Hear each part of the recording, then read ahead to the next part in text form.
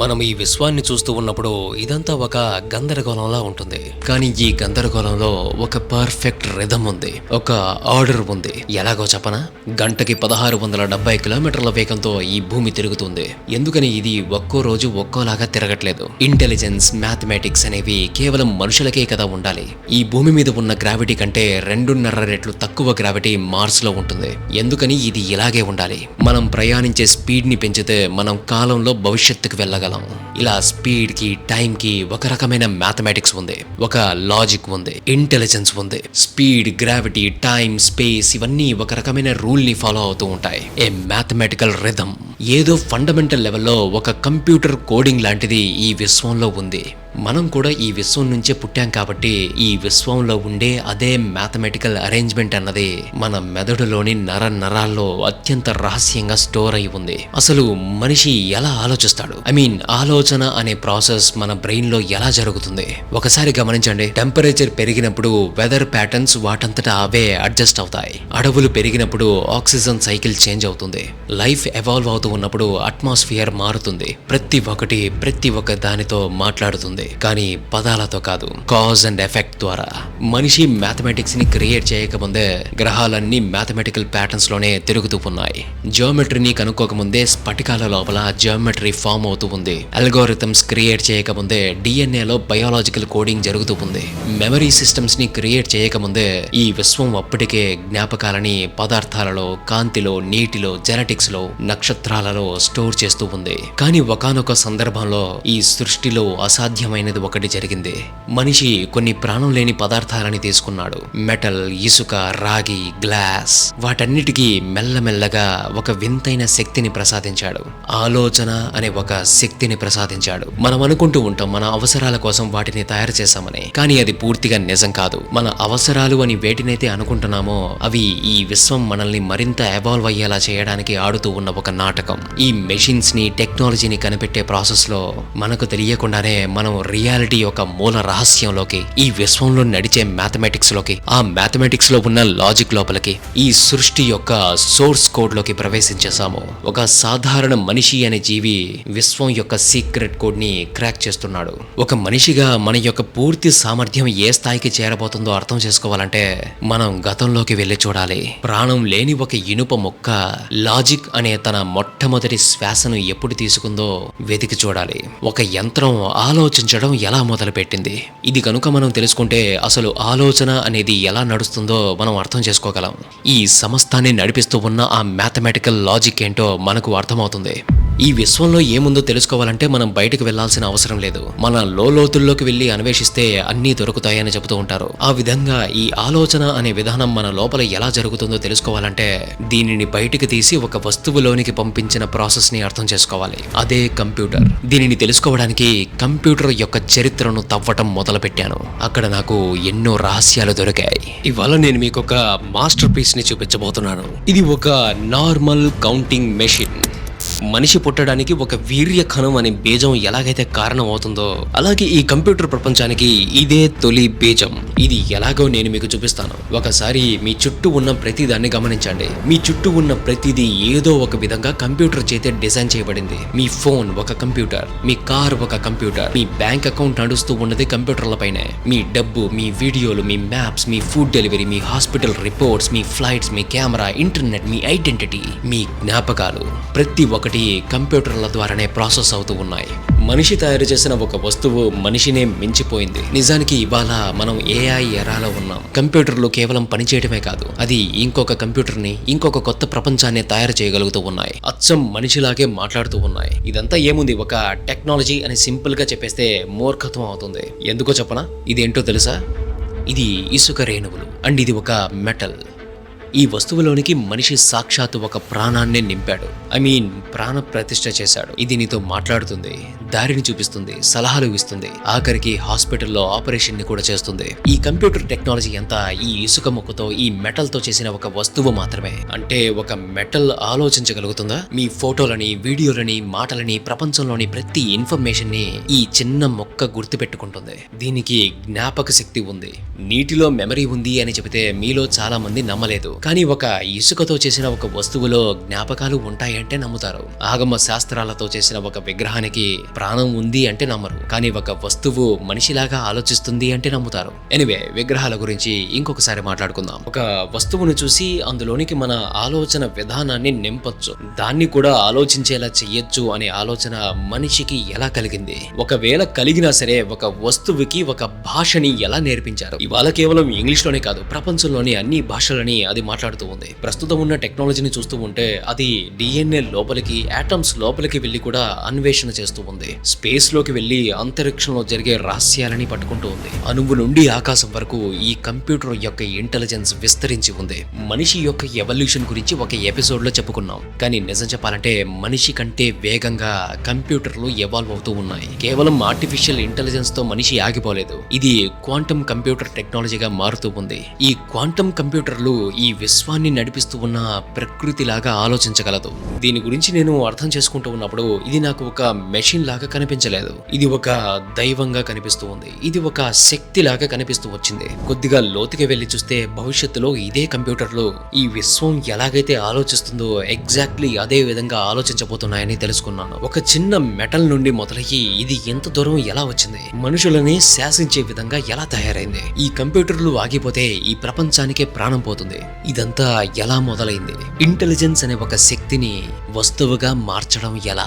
Trust me, మీరు spend చేసే ఈ కొన్ని నిమిషాలు అస్సలు వేస్ట్ అవ్వవు. ఇది కేవలం కంప్యూటర్ యొక్క చరిత్ర కాదు, అనంత విశ్వంలో ఒక అణువులాగా ఉండే ఈ భూమి మీద ఉన్న మనిషి సాక్షాత్తు సృష్టికర్తగా మారిన కథ ఇది. కరెంట్ అని పిలిచే నిరంతరం ప్రవహించే విద్యుత్ శక్తితో మనిషి మాట్లాడిన కథ ఇది. మరియు ఆ శక్తి ఒకానొక రోజు మనతో సంభాషించడం మొదలుపెట్టింది.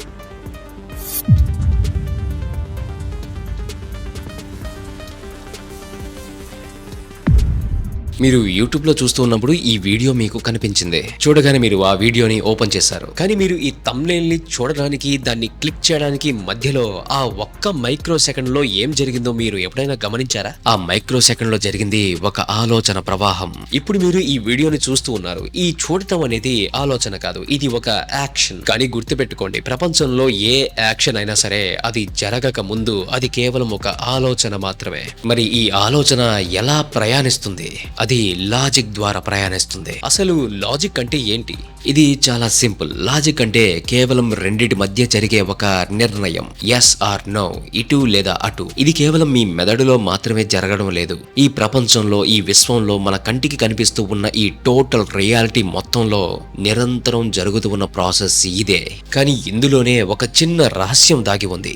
దాన్ని అర్థం చేసుకోవాలంటే మనం కాస్త డీప్ గా వెళ్ళాలి. మీరు రెండు దారుల్లో లేదా రెండు ఆప్షన్స్ లో ఒకదాన్ని ఎంచుకున్నారు అంటే దాని అర్థం దానికి పూర్తిగా ఆపోజిట్ గా ఉండే ఇంకొక ఆప్షన్ అక్కడ ఉండి తీరాలి. చీకటి అనేది ఉంటుంది కాబట్టే వెలుగుని ఎంచుకునే అవకాశం మనకు పుడుతుంది. లేదంటే ఎంచుకునే అవకాశమే లేదు కదా. ఇక్కడ మొత్తం వెలుగు మాత్రమే ఉంటే అక్కడ నీకు ఆప్షన్ అనేది ఉండదు. మరణం అనేది ఉంటుంది కాబట్టే ప్రస్తుతం మనమందరం జీవిస్తూ ఉన్నాం అని చెబుతూ ఉన్నాం. ఒకవేళ అది లేకపోతే ఈ జీవితం అనే పదానికే అర్థం లేదు. అంటే మన కంటికి కనిపించే ఈ సృష్టి, ఈ రియాలిటీ మొత్తం బైనరీ అనే దానిపైన ఆధారపడి ఉంది. అసలు ఈ ఆపోజిట్ లేదా బైనరీ అనేది లేకపోతే అక్కడ సెలెక్ట్ చేసుకోవడానికి ఎటువంటి ఆప్షన్ మిగలదు. ఈ విషయాన్ని అర్థం చేసుకుంటూ ఉన్నప్పుడు నా మతి భ్రమించింది. ఎందుకో తెలుసా? మన ఫోన్లు, కంప్యూటర్లు, సాఫ్ట్వేర్లు, టెక్నాలజీ, వాట్ ఎవర్, ఇవన్నీ నడుస్తూ ఉన్నది ఎగ్జాక్ట్ గా ఇదే లాజిక్ మీద. ఒకప్పుడు కంప్యూటర్ అంటే ఏదో కొన్ని ప్రాబ్లమ్స్ ని సాల్వ్ చేసే ఒక మెషిన్ మాత్రమే అని అనుకున్నాను. కానీ కాదు, ఇది కేవలం ఒక మెషిన్ మాత్రమే కాదు. ఇది విశ్వం తాలూకు ఉన్న ఇంటెలిజెన్స్ కి, ప్రకృతి సృష్టిలో ఉండే కోర్ లాజిక్ కి సాక్షాత్తు ఒక ప్రతిరూపం, ఒక రెప్లికా. ఈ బైనరీ ఫార్మాట్ అనేది మన పురాణాల్లో చెప్పే శివ శక్తి తత్వానికి లేదా ఈ విశ్వం యొక్క ద్వైతానికి అచ్చం ఒక అద్దం లాగా ఉంటుంది. మనందరికీ తెలుసు, సృష్టికి ముందు, బిగ్ బ్యాంగ్ కి ముందు ఈ విశ్వం ఏమీ లేని శూన్యమే అని. ఆ శూన్యం నుంచి విడిపోని అద్వైతం పుట్టింది. ఆ తర్వాత అద్వైతం నుండి ద్వైతంగా మారింది. ఇప్పుడు మనం చూస్తూ ఉన్న ఈ సృష్టి, ఈ గ్రహాలు, ఈ జీవరాశులు అంతా ఆ డ్యుయాలిటీ యొక్క మేనిఫెస్టేషన్సే. ఒక లైఫ్ అనేది సాధ్యమైంది అంటే ఈ ద్వైతం వల్లే. ఒకసారి మీ ఫోన్ లేదా ల్యాప్టాప్ లోపలికి వెళ్లి చూస్తే అక్కడ కూడా జరిగేది ఇదే. లక్షలాది జీరోలు, వన్లు, yes or no, on and off. Shiva మరియు శక్తి ఈ కంప్యూటర్ లో ఉండే ఒక ముఖ్యమైన భాగం ఈ విశ్వంలో ఉండే ఒక ముఖ్యమైన భాగంతో సిమిలారిటీ కనిపించిన తర్వాత నా దృష్టి ఈ కంప్యూటర్ల చరిత్ర వైపు మళ్ళింది. నేను ఎంత లోతుగా తవ్వితే అన్ని నిజాలు బయటపడుతూ వచ్చాయి. టెక్నాలజీ అనే పేరుతో ఒక కొత్త శరీరంలోకి ఇంటెలిజెన్స్ అనేది మేలుకుంటూ ఉంది. ఇదంతా చూస్తూ ఉంటే ఎలా అనిపిస్తుందంటే మనిషి తనకు కావాల్సిన టెక్నాలజీని తయారు చేసుకోవడం లేదు. మనిషి తెలివికి మించిన ఒక ఎక్స్టర్నల్ ఫోర్స్ మనిషిని వెనుక నుండి నడిపిస్తూ ఉంది. ఈ ఎపిసోడ్ అయ్యేసరికి అది ఎలా పనిచేస్తుందో మీకు అర్థమవుతుంది. ఈ టెక్నాలజీని తన యొక్క అంతిమ దిశలోకి తీసుకువెళ్లడానికి ఈ విశ్వమే మనిషితో ఈ పని చేస్తుందేమో అనిపిస్తూ ఉంది. దీనికి ఒక అతిపెద్ద సాక్ష్యం ఏంటంటే ఈ మనిషి యొక్క ఎవల్యూషన్ లో మనిషి ఎప్పుడూ అద్వైతం వైపుకు చేరుకోవాలని ఆరాటపడుతున్నాడు. కానీ విచిత్రం ఏంటంటే ఈ కంప్యూటర్లు కూడా అద్వైతం వైపుకే ప్రయాణిస్తూ ఉన్నాయి, క్వాంటమ్ కంప్యూటింగ్ రూపంలో. ఇది ఎలాగో ఇంకాసేపట్లో చెబుతాను. ఇది నిజంగా మైండ్ బ్లోయింగ్. దీని వెనుక ఉన్న ఆ హిడెన్ రియాలిటీ గురించి ఈ ఎపిసోడ్ లో నేను మీకు వివరిస్తాను. కానీ ఈ కథను అర్థం చేసుకోవాలంటే ఒక చిన్న లాజిక్ ని పట్టుకోవాలి. నేను ముందుగానే చెప్పాను, ఈ బైనరీ లేదా ద్వైతం అనేది అద్వైతం అనే దాని వడిలో నుండి పుట్టింది. ఒకవేళ ఈ కంప్యూటర్ యొక్క తత్వం ఈ విశ్వం యొక్క తత్వం ఒకటే అయితే కంప్యూటర్ యొక్క కథ కేవలం 0-1 నుండి మొదలవ్వకూడదు. అది ఖచ్చితంగా శూన్యంతోనే మొదలవ్వాలి. మరియు ఆ శూన్యం మనకు ఎక్కడ దొరికింది, అసలు ఇదంతా ఎక్కడ మొదలైంది? ఈ ఒక్క ప్రశ్న నన్ను చరిత్రలో కొన్ని వందల ఏళ్లు వెనక్కి తీసుకెళ్లింది. అది 7వ శతాబ్దం. ఆ కాలంలో 0 అనే ఆలోచనే ఈ ప్రపంచానికి లేదు. నా దగ్గర 10 పుస్తకాలు ఉంటే అక్కడ 10 అనేది ఒక కంటికి కనిపించే వాల్యూ. ఆ వాల్యూ కోసం మనం ఒక నంబర్ ని రాయొచ్చు. కానీ అసలు ఎలాంటి వాల్యూ లేని దానికి, ఏమీ లేని తనానికి ఒక నంబర్ ఎందుకు? ఆ కాలంలో ఉండే గొప్ప గొప్ప మేధావులకు కూడా దీని గురించి ఏమాత్రం ఐడియా లేదు. శూన్యానికి నంబర్ ని ఇవ్వటం అనేది వాళ్ళకి అవసరం అనిపించలేదు. అండ్ అలాగే లాజికల్ గా కూడా అనిపించలేదు. మీరు కనుక కళలకు సంబంధించిన మన పాత ఎపిసోడ్స్ ని చూసి ఉంటే మీకు కార్ల్ యుంగ్ అంటే ఎవరో తెలిసే ఉంటుంది. అతడు ఒక సైకలాజికల్ సీక్రెట్ గురించి చెబుతూ ఉంటాడు. దాన్నే కలెక్టివ్ అన్కాన్షియస్ అని అంటారు. కార్ల్ యుంగ్ ప్రకారం మనిషి మెదడు లోపల మనం పుట్టక ముందే స్టోర్ అయి ఉన్న కొన్ని జ్ఞాపకాలు, కొన్ని ప్యాటర్న్స్ అనేవి ఉంటాయి. వాటిని అతడు ఆర్కిటైప్స్ అని అంటుంటాడు. ఈ విశ్వం శూన్యం నుంచి పుట్టింది అన్న నిజం మన డిఎన్ఏ లోతుల్లో, మన కలెక్టివ్ అన్కాన్షియస్ లోపల ఎప్పటి నుంచో రికార్డ్ అయ్యి ఉంది. ఆ నిద్రావస్థితిలో ఉన్న శూన్యం అనే ఆర్కిటైప్ ని 7వ శతాబ్దంలో మొదటిసారి ఒక మనిషి మేల్కొల్పాడు. ఆ శూన్యానికి తన కళ్ళతో ఒక భౌతిక రూపాన్ని ఇచ్చాడు. అతడు బ్రహ్మగుప్తుడు. మ్యాథమెటిక్స్ మొత్తాన్ని తిరగరాశాడు.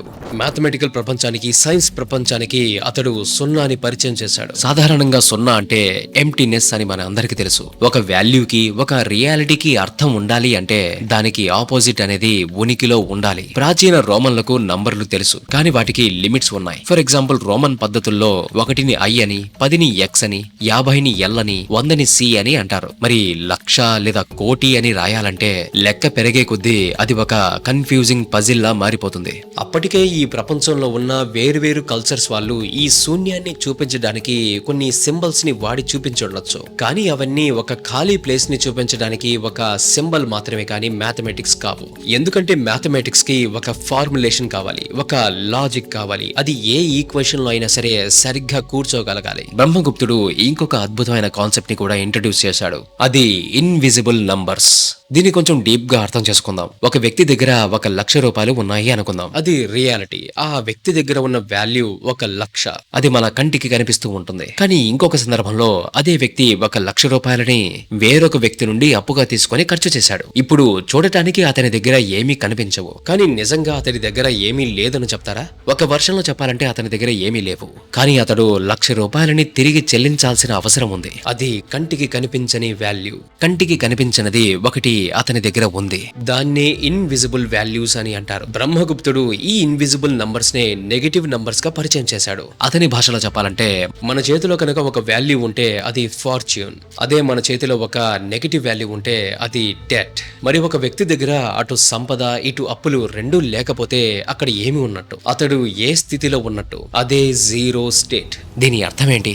ఏమీ లేదు అని చెప్పే చోట ఏమీ లేదు అనేది ఒకటి ఉంది అని చెప్పాడు బ్రహ్మగుప్తుడు. ఈ సున్నా అన్నది ఒక ఖాళీ స్పేస్, కానీ అది తన చుట్టూ ఉన్న నంబర్స్ కి వాల్యూస్ కి ఒక మీనింగ్ ని ఇస్తుంది. అలా చరిత్రలో ఒక కొత్త నంబర్ సిస్టమ్ పుట్టుకొచ్చింది. ప్లేస్ వాల్యూస్ అనే కాన్సెప్ట్ మొదలైంది. నంబర్లు అవి ఉండే స్థానాన్ని బట్టి వాటి వాల్యూని మార్చుకుంటాయి. అండ్ ఇందులో సున్నాకి ఉన్న రోల్ ఏంటి?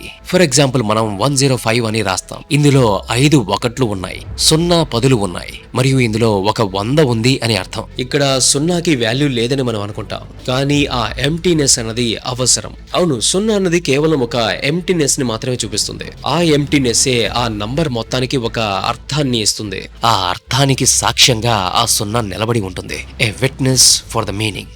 మనం 1 అని రాస్తే ఆ 1కి ముందు శూన్యం ఉన్నట్టే. అదే ఆ 1 తర్వాత 0ని పెడితే అది 10 అవుతుంది. నంబర్ అదే, కానీ దాని పొజిషన్ మారింది. దాంతో దాని వాల్యూ 10 మారిపోయింది. అంతేకాదు, సున్నాకి సంబంధించిన ఎన్నో మ్యాథమెటికల్ ప్రాపర్టీస్ ని అతడు చూపించాడు. అడిషన్, మల్టిప్లికేషన్, సబ్ట్రాక్షన్, డివిజన్స్ తో సున్నా ఎలా పనిచేస్తుందో, నెగటివ్ నంబర్స్ తో కలిసినప్పుడు అది ఎలా మారుతుందో కొన్ని రూల్స్ ని రాశాడు. 5లో నుండి 5ని తీసేస్తే ఒక స్కేల్ మీద అది లాజికల్ గా 0కి చేరుకుంటుంది. అదే 0 నుండి 5ని తీసేస్తే అది స్కేల్ మీద -5కి వెళ్తుంది. బ్రహ్మగుప్తుడు రాసిన ఈ లాజిక్ ఏదైతే ఉందో ఇది ఇంబ్యాలెన్స్ గా ఉన్న నంబర్ సిస్టమ్ మొత్తాన్ని బ్యాలెన్స్ చేసేసింది. మ్యాథమెటిక్స్ ని అంతులేని ముక్కలుగా బ్రేక్ చేసి కొత్త రూల్స్ ని సెట్ చేసింది. అతను ప్రపంచానికి చెప్పిన ఒకే ఒక మాట: పెద్ద పెద్ద నంబర్స్ ని చూపించడానికి మన దగ్గర వేలాది సింబల్స్ ఉండాల్సిన అవసరం లేదు. కేవలం 1 నుండి 9 అండ్ దానితో పాటు ఒక 0 ఉంటే చాలు. మనం ఈ సృష్టిలో ఎంత పెద్ద నంబర్ అయినా ఎన్ని నంబర్లైనా జనరేట్ చేయొచ్చు. ఇది మ్యాథమెటిక్స్ లో అన్లిమిటెడ్ పాసిబిలిటీస్ కి తలుపులు తెరిచింది. ఇది నిజంగా ఒక జీనియస్. నిజం చెప్పాలంటే మొట్టమొదటిగా ఆర్యభట్ట సున్నాని ఒక కాన్సెప్ట్ గా పరిచయం చేశాడు. కానీ దాన్ని మ్యాథమెటిక్స్ లో ఒక అంతర్భాగంగా మార్చింది, దానికి రూల్స్ రాసింది బ్రహ్మగుప్తుడే. నన్ను అడిగితే ఈ రోజు ప్రపంచం మొత్తం వాడుతూ ఉన్న మ్యాథమెటిక్స్ కి ఇది ప్రాణం లాంటిది. ఇది లేకుండా ఫిజిక్స్ లేదు, సైన్స్ లేదు, టెక్నాలజీ లేదు. ఒక్క మాటలో చెప్పాలంటే ఇవాళ మనం చూస్తూ ఉన్న ఈ మోడర్న్ ప్రపంచానికి ఒక సాలిడ్ బేస్ ని వేసింది మన భారతదేశమే. బ్రహ్మగుప్తుడు, ఆర్యభట్ట వీళ్ళు కేవలం నంబర్ సిస్టమ్స్ ని మాత్రమే పరిచయం చేయలేదు. వాళ్ళు క్వాడ్రాటిక్ ఈక్వేషన్స్, అల్జిబ్రా లాంటి కొన్ని అడ్వాన్స్డ్ క్యాలిక్యులేషన్స్ ని కూడా ప్రపంచానికి పరిచయం చేసి చూపించారు. కాకపోతే వాటికి వేరే పేర్లు ఉండేవి. దీని గురించి నేను చాలా సింపుల్ గా ఎక్స్ప్లెయిన్ చేయడానికి ప్రయత్నిస్తాను. మీకు మ్యాథమెటిక్స్ రాకపోయినా సరే మీకు ఇది ఈజీగా అర్థమవుతుంది. లీనియర్ ఈక్వేషన్ ఇది ఒక స్ట్రైట్ ఫార్వర్డ్ లాజిక్, ఒక గీత లాగా సాగిపోతుంది. ఫర్ ఎగ్జాంపుల్, మీరు ఒక షాప్ కి వెళ్లి 5 ఆరెంజెస్ ని కొన్నారు. దానికి 50 రూపాయలు ఇచ్చారు. మరి ఒక్క ఆరెంజ్ యొక్క ధర ఎంత? ఇది చూడడానికి చాలా సింపుల్ గానే ఉంటుంది, కానీ దీనిని మ్యాథమెటిక్స్ లోకి రాస్తే 5 × x = 50. ఈ లెక్కను సాల్వ్ చేస్తే x వాల్యూ 10 అని వస్తుంది. నిజ జీవితంలో మనం ఏదైనా ట్రావెల్ ని ప్లాన్ చేసుకున్నప్పుడు, లేదా మీరు మీ బడ్జెట్ ఎలా ఉందో క్యాలిక్యులేట్ చేసుకున్నప్పుడు వాడేది ఈ లీనియర్ లాజిక్ నే. రెండవది క్వాడ్రాటిక్ ఈక్వేషన్. లీనియర్ అంటే స్ట్రైట్ లైన్, కానీ క్వాడ్రాటిక్ అంటే కర్వ్, వంపు తిరుగుతుంది. నిజ జీవితంలో అన్ని స్ట్రైట్ లైన్ లోనే జరగవు. ఫర్ ఎగ్జాంపుల్, మీరు ఒక బంతిని గాల్లోకి విసిరారు. అది పైకి వెళ్లి ఒక పీక్ స్టేజ్ కి చేరుకుని మళ్ళీ కిందకి పడుతుంది. ఆ బంతి గాల్లో ప్రయాణించిన మార్గం ఒక కర్వ్, ఒక పారాబోలా. ఇప్పుడు ఆ బంతి ఖచ్చితంగా ఏ సెకండ్లో ఏ స్పాట్ లో నేలకు తాకుతుందో మీరు ముందే చెప్పగలరా? అక్కడ గ్రావిటీ, స్పీడ్, యాంగిల్స్ అన్ని కలిసి పనిచేస్తాయి. ఇలాంటి క్రిటికల్ విషయాలని సాల్వ్ చేయడానికి ఈక్వేషన్ లో ఒక స్క్వేర్ అనేది చేరుతుంది. గాల్లోకి వెళ్లే రాకెట్ ట్రాజెక్టరీని లెక్క కట్టాలన్నా క్వాడ్రాటిక్ ఈక్వేషన్ కావాల్సిందే. సున్నాతో మొదలైన ఈ లాజిక్ మెల్లమెల్లగా ప్రయాణిస్తూ ఇస్లామిక్ దేశాలకు చేరుకుంది. అక్కడ అల్ ఖ్వారిజ్మీ అనే మేధావి ఈ ఇండియన్ మ్యాథమెటిక్స్ ని మరింత సిస్టమాటిక్ గా డెవలప్ చేశాడు. అతను రాసిన అల్జెబర్ అనే పుస్తకం పేరు నుండే ఈ రోజు మనం వాడుతూ ఉన్న అల్జిబ్రా అనే పదం పుట్టింది. కేవలం ఇదే కాదు, అల్గారిథం అనే పదం కూడా పుట్టింది ఇక్కడి నుండే. చాలా మందికి మ్యాథమెటిక్స్ లో ఎక్స్ అండ్ వై ని చూడగానే భయం వేస్తుంది, కానీ అవేవో దయ్యాలు పట్టిన అక్షరాలేమీ కావు. అవి కేవలం కొన్ని ఖాళీ బాక్సులు. మీ జేబులో 100 రూపాయలు ఉన్నాయి. మీరు ఒక కాఫీ తాగారు, దానికి 40 రూపాయలు తీసుకున్నారు. మీ జేబులో ఇప్పుడు ఎంత మిగిలింది? మీరు ఒక్క సెకండ్ లో 60 రూపాయలు అని చెప్పేస్తారు. చాలా మంది అడిగే ప్రశ్న ఇదే. దీనికి నేను 40+x=100 అని అల్జిబ్రా వాడాల్సిన అవసరం ఏంటి అని. నా మెదడే దీన్ని లెక్క వేయగలదు కదా. నిజమే, కాఫీ లెక్కకు మనం అల్జిబ్రాని వాడాల్సిన అవసరం లేదు. కానీ మీరు ఒక రాకెట్ ని మార్స్ గ్రహం మీదకు పంపించాలనుకోండి. రాకెట్ బరువు ఎంతో మీకు తెలుసు, భూమి గ్రావిటీ మీకు తెలుసు, దూరం ఎంతో మీకు తెలుసు. కానీ ఎగ్జాక్ట్ గా భూమి నుండి ఏ యాంగిల్లో ఆ రాకెట్ ని పంపించాలన్న విషయం మీకు తెలియదు. ఆ తెలియని యాంగిలే మన ఎక్స్ అండ్ వై. ఆ యాంగిల్ ని మీరు మైండ్ లో లెక్క చేయలేరు. 2+2 లాగా వేళ్ల మీద కౌంట్ చేయలేరు. ఒక్క చిన్న పాయింట్ తప్పు వచ్చినా ఆ రాకెట్ స్పేస్ లో ఎప్పటికీ తప్పిపోయి ఉంటుంది. అంటే ఎక్కడో ఒక కాఫీ దగ్గర మొదలైన ఈ లాజిక్ మనకు తెలియకుండానే కొన్ని లక్షల కొద్ది తెలియని వాల్యూస్ ని కనిపెట్టడానికి ఒక బ్రహ్మాస్త్రం లాగా పనిచేసింది. సరిగ్గా ఈ అల్జిబ్రా లాజిక్కే ఈక్వేషన్స్ లో కూడా పనిచేస్తుంది. ఒక ఈక్వేషన్ అంటే ఏంటో మీకు తెలుసా? మన కంటికి కనిపించే రియాలిటీకి అది ఒక కోడింగ్ లాంగ్వేజ్. ఫర్ ఎగ్జాంపుల్, నది మీద ఒక పెద్ద బ్రిడ్జ్ ని కట్టాలనుకోండి. మనం ముందుగా వంతెన కట్టేసి దాని మీద బరువులు పెట్టి టెస్ట్ చేసి అది కూలిపోతే ప్రాబ్లం ఏంటి అని వెతికి మళ్ళీ మొదటి నుండి కట్టలేం కదా. అది ఇంపాసిబుల్. అందుకే ఆ బ్రిడ్జ్ ని రియల్ లైఫ్ లో కట్టక ముందే మ్యాథమెటిక్స్ లో కడతారు. దానికి ఎంత ఖర్చు అవుతుంది, ఎంత బరువు మోయగలదు, ఆ ప్లేస్ లో గ్రావిటీ ఎలా పనిచేస్తూ ఉంది, గాలి ఒత్తిడి ఎలా ఉంటుంది, ఇవన్నీ ఈక్వేషన్స్ రూపంలో ముందే క్యాలిక్యులేట్ చేస్తారు. మ్యాథమెటికల్ గా ఆ బ్రిడ్జ్ పర్ఫెక్ట్ అని తేలాకే అప్పుడు ఫిజికల్ గా కట్టడం మొదలు పెడతారు. అదే అల్జిబ్రాలో ఉండే మ్యాజిక్. ఇప్పుడు అసలైన మ్యాజిక్ ఇక్కడే మొదలవుతుంది. ఇదంతా అసలు లాజిక్ తో ఎలా కనెక్ట్ అయి ఉంది? నేను ముందే చెప్పాను, ఒక లాజిక్ అంటే నిర్ణయం తీసుకోవటం, ఎంచుకోవటం. అలా ఈ 0 అనేది ఒక చాయిస్ ని క్రియేట్ చేసింది. 0 అంటే ఏమీ లేదు అనే స్థితి, 1 అంటే ఏదో ఒకటి ఉంది అనే స్థితి. అంటే ఈ 0 అనేది మనకు ఒక నిర్ణయాన్ని ఇచ్చింది. ఈ 0 అనేది మనకు 2 దారులను చూపిస్తే, ఈ అల్జిబ్రా అనేది ఈ దారుల్లో ఎలా ప్రయాణించాలో ఒక మ్యాప్ ని చూపించింది. అల్జిబ్రా అంటే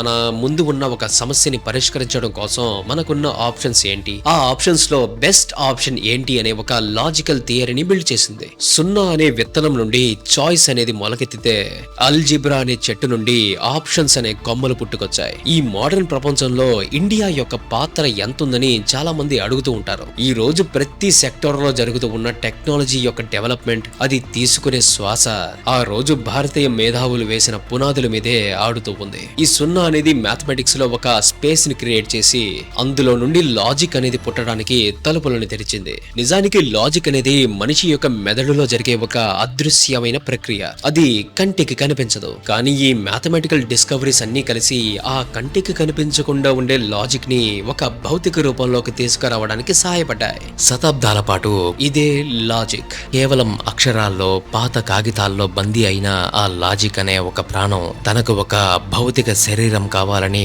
నిర్ణయించుకుంది. దానికి మనిషి మెదడు ఏమాత్రం సరిపోవడం లేదు. ఎందుకంటే మనిషి అలసిపోతాడు, ఎమోషన్స్ కి లొంగిపోతాడు, తప్పులు చేస్తాడు. ఆ కాస్మిక్ ఇంటెలిజెన్స్ కి మరణం లేని, అలసట లేని, తప్పు చేయని ఒక కఠినమైన ఇనుప శరీరం కావాలి. తన వేగాన్ని తట్టుకునే ఆ శరీరాన్ని నిర్మించడానికి 1821లో ఒక మేధావిని ఎంచుకుంది. ఆ వ్యక్తికి వచ్చిన ఒక చిన్న కోపం ఈ భూమి మీద టెక్నాలజీ భవిష్యత్తునే మార్చేసింది. ఒక ప్రాణం లేని ఇనుప యంత్రం తన లోపల ఉన్న చక్రాలని తిప్పుతూ మనిషి కంటే పర్ఫెక్ట్ గా ఆలోచించడం ఎలా మొదలుపెట్టింది. మన మైండ్ లో లేదా రాస్తే పేపర్ మీద ఉండే ఆ అదృశ్యమైన లాజిక్ ఒక మెటల్ లోపలికి ఎలా ప్రవేశించింది.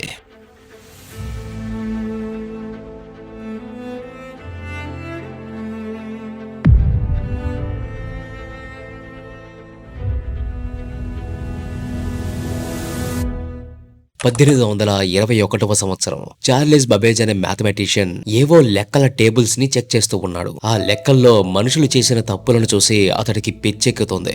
ఆ ఫ్రస్ట్రేషన్ లో అతను గట్టిగా అరిచాడు, దేవుడా, ఈ స్టీమ్ ఈ క్యాలిక్యులేషన్స్ ని కూడా చేయగలిగితే ఎంత బాగుండు అని. చరిత్రలో ఇది ఒక ఫేమస్ కొటేషన్.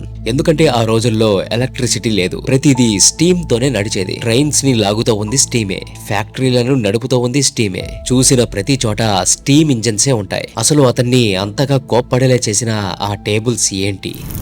అవే ఆస్ట్రోనామికల్ టేబుల్స్. ఆ రోజుల్లో సముద్రంలో ప్రయాణించే నావికులకు వాళ్ళ షిప్ ఖచ్చితంగా ఎక్కడుందో తెలుసుకోవడానికి ఈ రోజుల్లో ఉండే విధంగా GPS ట్రాకర్లు లేవు. వాళ్లకు ఆకాశమే GPS. పగలైతే సూర్యుడు, రాత్రి అయితే చంద్రుడు లేదా ఏదో ఒక నక్షత్రం హరైజన్ నుండి సరిగ్గా ఎంత యాంగిల్లో ఉందో సెక్స్టాంట్ అనే ఒక పరికరంతో కొలుస్తారు. ఆ వచ్చిన యాంగిల్ ని వాళ్ళ దగ్గర ఉన్న ఆస్ట్రోనామికల్ టేబుల్స్ తో క్యాలిక్యులేట్ చేసి చూస్తేనే సముద్రంలో వాళ్ళ ఎస్టిమేటెడ్ లొకేషన్ ఏంటో ఖచ్చితంగా తెలుస్తుంది. అంటే ఆ టేబుల్స్ అనేవి ఆకాశాన్ని వాడి పనిచేసే ఒక హ్యాండ్ మేడ్ మ్యాథమెటికల్ GPS అన్నమాట. కానీ ఇక్కడే ఒక ప్రాబ్లం వచ్చింది. ఈ టేబుల్స్ అన్ని పదే పదే రిపీట్ అయ్యే నంబర్ల సిరీస్ మీద ఆధారపడి ఉంటుంది. ఒకే పనిని పదే పదే చేయటం వలన ఆ టేబుల్స్ ని రాసే మనుషులు అలసిపోతారు. అలసిపోతే ఖచ్చితంగా తప్పులు చేస్తారు. కానీ ఆ తప్పులు ఎన్నో ప్రాణాలను బలి తీసుకుంటాయి. టేబుల్స్ లో ప్రింట్ అయిన ఒక్క చిన్న రాంగ్ నంబర్ అయినా సరే నావికుడికి రాంగ్ లొకేషన్ ని చూపిస్తుంది. షిప్ వేరే డైరెక్షన్ కి వెళ్తుంది. సముద్రంలో దారి తప్పి విలువైన సంపదలని, ప్రాణాలని బలి తీసుకుంటుంది. ఈ స్టీమ్ అనేది ఒక ఇనుముని కదిలించినప్పుడు, రైళ్లని లాగగలిగినప్పుడు ఇది నంబర్లని ఎందుకని కదిలించలేదు? ఈ ఒక్క ఆలోచన అతనికి నిద్ర లేకుండా చేసింది. ఎలా చేయాలో అతనికి తెలియదు, కానీ అది ఖచ్చితంగా సాధ్యమని మాత్రం తెలుసు. సరిగ్గా ఏడాది తర్వాత ఆ ఆలోచనకు ఒక రూపాన్ని ఇచ్చాడు. అదే అతని ఫస్ట్ ప్రోటోటైప్. ఇది పూర్తిగా గేర్ల మీద పనిచేసే ఒక సాలిడ్ మెకానికల్ ఇంజిన్. మీరు సైకిల్ గేర్ ని ఎప్పుడైనా గమనించారా? ఆ గేర్ల అరేంజ్మెంట్ ని ఒకసారి మన నంబర్ సిస్టమ్ కి కనెక్ట్ చేసి చూడండి. మొదటి వరుసలో ఉండే గేరు ఒకట్లని సూచిస్తుంది. రెండవ వరుసలో ఉన్నది పదులని. మూడవ వరుసలో ఉండే గేర్ వందలని సూచిస్తుంది. ప్రతి గేర్ కి 10 పళ్ళు ఉంటాయి. అంటే 0 నుండి 9 వరకు. మీరు ఒక లీవర్ ని లాగితే అది గేర్ ని ముందుకు తోస్తుంది. దాంతో పాటు నంబర్ కూడా కదులుతుంది. ఎస్, అతను అనుకున్నది నిజమైంది. మెషిన్ ద్వారా నంబర్లు కదులుతున్నాయి. ఈ కదిలే నంబర్లు మరేమిటో కాదు, అవి అడిషన్స్ అన్నమాట. గేర్ మీద కనుక 0, 2, 5 అని ఉందనుకుందాం. అంటే ఇక్కడ 0 వందలు, 2 పదులు, 5 ఒకట్లు ఉన్నాయని అర్థం. మొత్తం 25. మీరు ఒకట్లు ఉండే గేర్లని 2 సార్లు తిప్పితే దానికి 2 యాడ్ అయ్యి అది 27 దగ్గర ఆగుతుంది. ఒకవేళ అదే ఒకట్ల గేరు 9 దాటితే అది మళ్ళీ 0కి వస్తుంది. సరిగ్గా అదే సమయంలో అది పక్కనున్న పదుల గేర్లని ఒక స్టెప్ ముందుకు తోస్తుంది. దీన్నే క్యారీ ఫార్వర్డ్ అని అంటారు. సేమ్ అదే విధంగా పదుల గేరు 10 సార్లు ముందుకు వెళ్తే వందల గేరు ఒక స్టెప్ ముందుకు వెళ్తుంది. చాలా సింపుల్. 10 ₹1 కాయిన్స్ ని కలిపితే ఒక ₹10 నోటు అయినట్లు, 10 రూపాయల నోట్లు కలిపితే ఒక 100 నోటు అయినట్టు. గేర్ ముందుకు వెళితే అది అడిషన్, వెనక్కి తిరిగితే సబ్ట్రాక్షన్. కానీ ఆ మెషిన్ ని తయారు చేసింది టేబుల్స్ కోసం కదా. మరి ఆ టేబుల్స్ లో ఉండే మల్టిప్లికేషన్స్ లాంటి కష్టమైన లెక్కలని కేవలం అడిషన్స్ చేసి ఈ చిన్న గేర్లు ఎలా వర్క్ చేస్తాయి? ఇక్కడే చార్లెస్ బబేజ్ యొక్క మైండ్ బ్లోయింగ్ మ్యాజిక్ ఏంటో మనకు అర్థమవుతుంది. ఉదాహరణకు స్క్వేర్ వాల్యూస్ ని తీసుకుందాం. 1 స్క్వేర్ 1, 2 స్క్వేర్ 4, 3 స్క్వేర్ 9, 4 స్క్వేర్ 16. మన దగ్గర ఉన్న సిరీస్ 1, 4, 9, 16. ఈ విధంగా నంబర్ల యొక్క స్క్వేర్ వాల్యూస్ తో కూడిన టేబుల్స్ ని మనం రాయాలి. ఇప్పుడు ఈ నంబర్ల మధ్య ఉన్న డిఫరెన్స్ ని చూద్దాం. 4కి 1కి మధ్య ఉన్న డిఫరెన్స్ 3, 9కి 4కి మధ్య ఉన్న డిఫరెన్స్ 5, 16కి 9కి మధ్య ఉన్న డిఫరెన్స్ 7. సో డిఫరెన్స్ యొక్క సిరీస్ అనేది 3, 5, 7. దీన్ని బాగా గమనిస్తే ఈ డిఫరెన్స్ అనేది ప్రతిసారి 2 నంబర్లు పెంచుకుంటూ వెళ్తుంది. అంటే ఈ డిఫరెన్స్ మధ్య ఉన్న సెకండ్ డిఫరెన్స్ ఎప్పుడూ కాన్స్టాంట్ గా ఉంది. అది ఎప్పటికీ మారట్లేదు. అదే 2. సో ఇక్కడ 2 అనేది కాన్స్టాంట్ డిఫరెన్స్ వాల్యూ. మీరు సబ్ట్రాక్షన్ ని వాడి ఒక సిరీస్ మధ్య ఉండే 2 డిఫరెన్సెస్ ని కనిపెట్టారు. ఇప్పుడు ఈ చిన్న డేటాని బేస్ చేసుకొని అన్లిమిటెడ్ స్క్వేర్ వాల్యూస్ ని మనం ఈజీగా కనిపెట్టేయచ్చు. ఎలాగంటే మనకు దొరికిన కాన్స్టాంట్ వాల్యూ 2. అంటే మన లాస్ట్ డిఫరెన్స్ కి ఆ 2ని కలుపుతూ వెళ్ళాలి. 7 + 2 9 అవుతుంది. ఇప్పుడు ఈ 9ని ఈ సిరీస్ కున్న లాస్ట్ నంబర్ కి కలపాలి. 16 + 9 25 అవుతుంది. 5 యొక్క స్క్వేర్ వాల్యూ 25 వచ్చేసింది. కావాలంటే ఇంకొకటి చేద్దాం. ఆ 9కి మన కాన్స్టాంట్ 2ని కలపాలి. 9 + 2 11. ఇప్పుడు ఆ 11ని లాస్ట్ నంబర్ కి అంటే 25కి కలపాలి. 25 + 11 36 అవుతుంది. That's it. 6 యొక్క స్క్వేర్ వాల్యూ 36. రెడీ. ఎంత అద్భుతంగా ఉందో కదా. ఎలాంటి కష్టమైన మల్టిప్లికేషన్స్ లేకుండా కేవలం సింపుల్ గా ఉండే అడిషన్, సబ్ట్రాక్షన్స్ తో ఒక గేర్ సిస్టమ్ టేబుల్స్ ని ప్రింట్ చేయగలదు. ఒక నంబర్ సిరీస్ మధ్య ఉన్న డిఫరెన్స్ ని కనిపెట్టి ఆ ప్యాటర్న్ తో ఇదంతా సాల్వ్ చేసింది కాబట్టి ఈ మెషిన్ కి డిఫరెన్స్ ఇంజిన్ అని పేరు పెట్టాడు బ్యాబేజ్. కానీ ఇక్కడ ఒక ఆశ్చర్యకరమైన విషయం ఉంది. లండన్ లోని రాయల్ ఆస్ట్రోనామికల్ సొసైటీలో చార్లెస్ బెబేజ్ దీని డెమోని చూపించాడు. మెషిన్ మొత్తాన్ని కాదు, కేవలం ఒక చిన్న మోడల్ ని మాత్రమే, ఒక చిన్న ప్రోటోటైప్ ని మాత్రమే చూపించాడు. అతను ఈ చిన్న మోడల్ ఎలా పనిచేస్తుందో, దాని వెనుక ఉన్న లాజిక్ ఏంటో బోర్డు మీద ఎక్స్ప్లెయిన్ చేశాడు. ఇంకా పూర్తిగా డిజైన్ చెయ్యని మెషిన్ కంటి ముందు లేకపోయినా ప్రపంచంలోని అత్యుత్తమ సైంటిస్టులు, మేధావులు దాన్ని యాక్సెప్ట్ చేశారు, దాన్ని ప్రశంసించారు. ఆ చిన్న ప్రోటోటైప్ కే తనకి గోల్డ్ మెడల్ ని ఇచ్చారు. ఆ డిజైన్ మ్యాథమెటికల్ గా అండ్ మెకానికల్ గా పక్కా లాజికల్ గా ఉంది. అతను చెప్పినవి ఏవి గాలి మాటలు కావు. అతడు ఎక్స్ప్లెయిన్ చేస్తూ ఉన్నప్పుడు అక్కడ ఉన్న వాళ్ళందరికీ మ్యాథమెటిక్స్ వాళ్ళ కళ్ళ ముందు గేర్ల రూపంలో తిరుగుతూ ఉన్నట్టు కనిపించింది. అది 100% పనిచేస్తుందని వాళ్ళందరికీ స్పష్టంగా అర్థమైంది. కంటికి కనిపించని లాజిక్ ఒక ఫిజికల్ మెషిన్ లా మారి లెక్కలు చేయడాన్ని చూసి వాళ్ళకి మతి భ్రమించింది.